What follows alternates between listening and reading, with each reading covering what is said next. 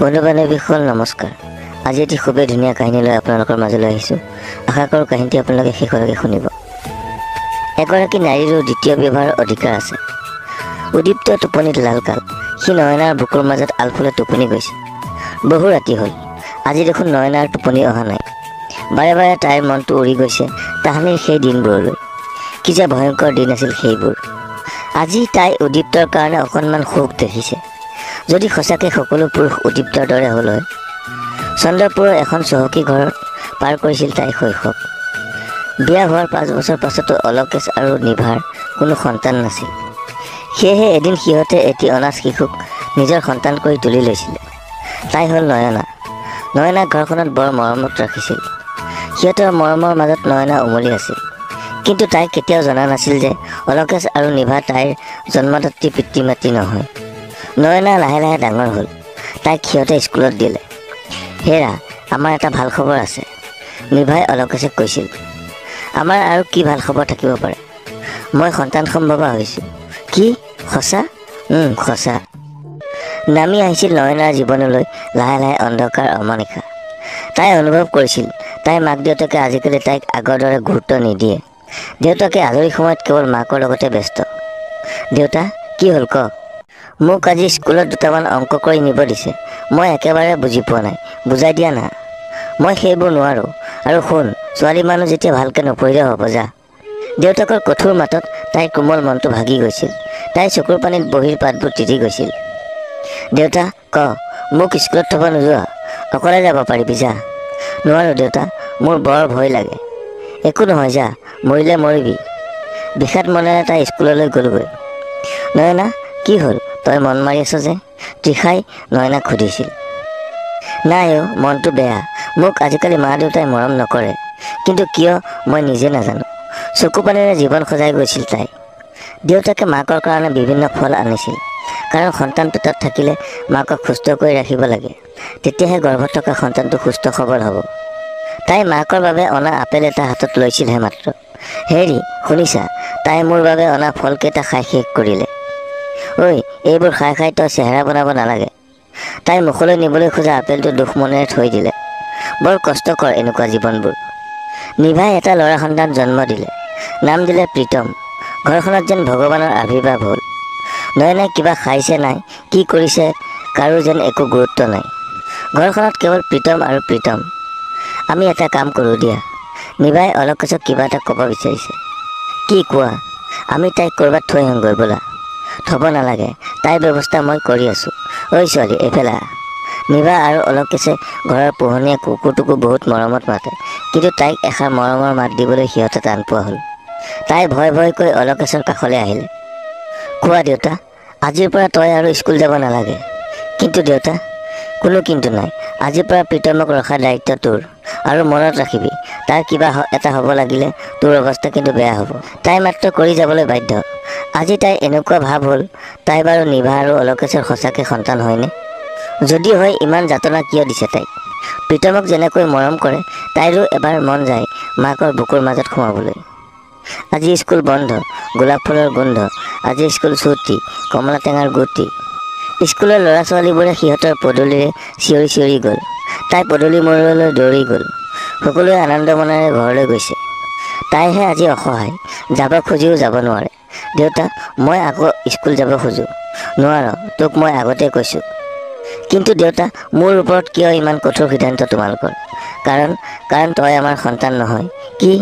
তোক আমি তুলিহে লৈছিলোঁ। এতিয়াৰ পৰা তই আমাৰ ঘৰৰ কাম কৰা ছোৱালী।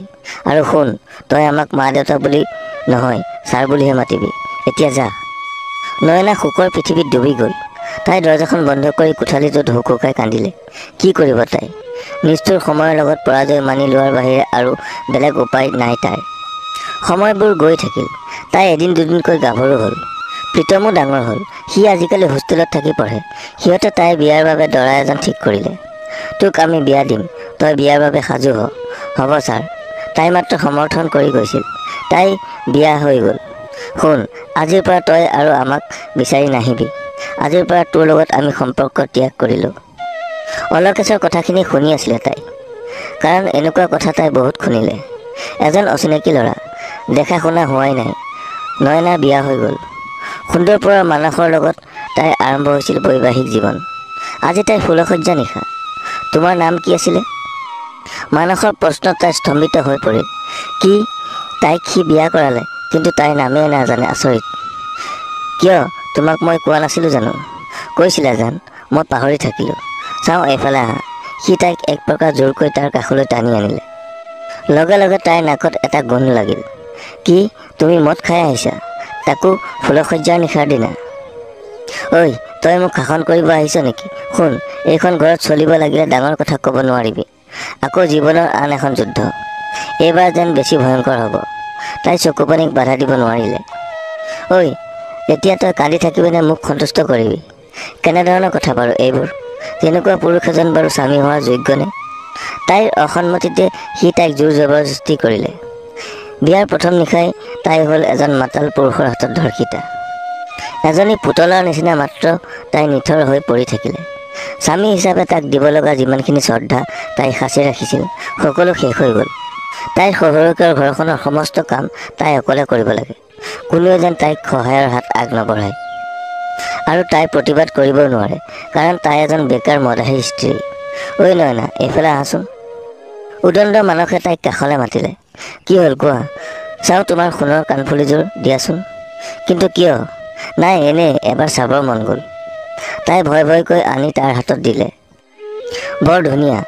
মই এতিয়া এইযোৰ বিক্ৰী কৰিম। কি? দিয়া মোৰ বস্তু মোক দিয়া। দুয়োৰে মাজত টনৰাজৰা লাগিল। সি তাইক পকী বেৰত গতিয়াই দিলে আৰু তাই পৰি গ'ল। তাইৰ মূৰৰ পৰা তেজ ওলালে, কিন্তু তাইক লৈ কাৰো ভ্ৰক্ষেপ নাই, আৰু তাইৰ ক'বলৈ কোনো নাই। আজি তাইৰ নিজৰ মাক দেউতাক থকা হ'লে মাক দেউতাকৰ ওচৰত গ'ল হয়। এতিয়া ক'ত যাব তাই?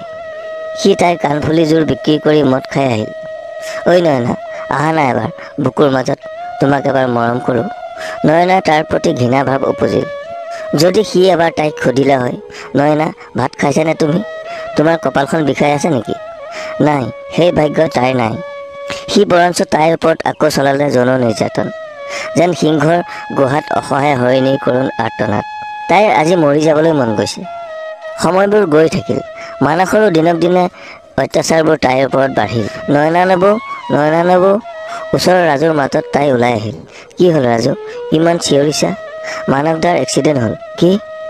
মদৰ নিচাত গাড়ী চলোৱাৰ ফলত মানসৰ এক্সিডেণ্টত মৃত্যু হ'ল। তাই বিধৱা হ'ল। তাৰ অত্যাচাৰতকৈ শুভ্ৰ সাজযোৰ পিন্ধিয়ে তাই শান্তি লভিছিল। তাৰ পাছত আৰম্ভ কৰিছিলে সিহঁতৰ ঘৰখনে তাইৰ ওপৰত অত্যাচাৰ। তাই নিৰুপায় হৈ ওলাই আহিছিল সিহঁতৰ ঘৰৰ পৰা। ক'ত যাব তাই? নাই, তাই আকৌ আগৰ ঘৰখনলৈ যাব। তাই দেখিলে নিভা আৰু অলকছে বাগিচাত বহি কিবা কথা পাতি আছে। ছাৰ, বাইদেউ। তাইক দেখি যেন দুটা হিংস্ৰ বাঘ বাঘিনীয়ে জাগি উঠিল। তই আকৌ কিয় আহিছ? মই ইয়াতে থাকিম। আপোনালোকৰ ঘৰৰ সকলো কাম কৰি দিম, মোক ৰাখক। তোক ওলাই যাবলৈ কৈছোঁ, ওলাই যা। নয়নাই অলকেশৰ ভৰিত ধৰি ক'লে। মই নাযাওঁ, মোক অকণমান আশ্ৰয় দিয়ক। মোক ইমান শাস্তি কিয় দিয়ে? নিভা আৰু অলকেশে তাইক চুলিত ধৰি গতিয়াই সিহঁতৰ চৌহদৰ পৰা বাহিৰ কৰি দিলে। নাই, তাই আৰু জীয়াই থকাৰ ইচ্ছা নাই। তাই আত্মহত্যা কৰিব। কথামতে কাম। সন্মুখৰ পৰা আহি থকা মাৰুতি এখনৰ আগত তাই জাপ দিলে, আৰু নিমিষতে তাই তেজেৰে লুতুৰি পুতুৰি হ'ল। গাড়ীৰ গৰাকী উদ্দীপ্তই তাইক মেডিকেলত ভৰ্তি কৰালে। উদ্দীপ্ত আৰু ডাক্তৰৰ অপ্ৰাণ চেষ্টাত তাই লাহে লাহে সুস্থ হ'ল। কোন আপুনি? অঁ, মই উদ্দীপ্ত বৰুৱা। সেইদিনা আপুনি মোৰ গাড়ীৰ সন্মুখত পৰিছিলে। ভাগ্য ভাল আছিল, আপোনাক বচাব পাৰিলোঁ। Thanks god. মোক মৰিবলৈ কিয় নিদিলে? আকৌ মোক যন্ত্ৰণাৰ জীৱনটো কিয় দিলে? মই হাতযোৰ কৰিছোঁ, আপোনালোকে মোক মাৰি পেলাবলৈ ডাক্তৰক কওক। কি কৈছে আপুনি? আপোনাৰ ঘৰত কোন কোন আছে? কোনো নাই। আপোনাৰ কি হৈছে মোক বুজাই ক'বনে? নয়নাই উদ্দীপ্তক সকলো কথাই ক'লে। সি নয়নাক মেডিকেলৰ পৰা তাৰ ঘৰলৈ লৈ গ'ল। নয়না, কোৱা। এজনী অসহায় নাৰীৰ প্ৰেমত পৰিছোঁ মই। কোন সেই অসহায় নাৰী? তুমি। মই তোমাক নিজৰ পত্নী হিচাপে স্বীকৃতি দিব খোজোঁ। কোৱা হ'বা। কিন্তু পাৰিবা জানো এজনী বিধৱাক পত্নী হিচাপে স্বীকৃতি দিব? পাৰিম, কাৰণ পুৰুষৰ যদি বহুবাৰ বিবাহৰ অধিকাৰ থাকে, এজনী অসহায় নাৰীৰো থাকিব। মই তোমাক গ্ৰহণ কৰিম। নয়না আৰু উদ্দীপ্তই সাংসাৰিক জীৱন আৰম্ভ কৰিলে। এখন সুখৰ সংসাৰ। তুমি টোপনি যোৱা নাই যে? উদ্দীপ্তই সাৰ পাই নয়নাক সুধিলে। অঁ, নাই, সাৰ পাইছোঁ। মিছা নক'বা নয়না, তোমাৰ চকুত কিহৰ চকুৰ পানী? তাৰমানে মোৰ লগত তুমি সুখী নহয়? তাই মৰমত উদ্দীপ্তক সাবটি ধৰিলে।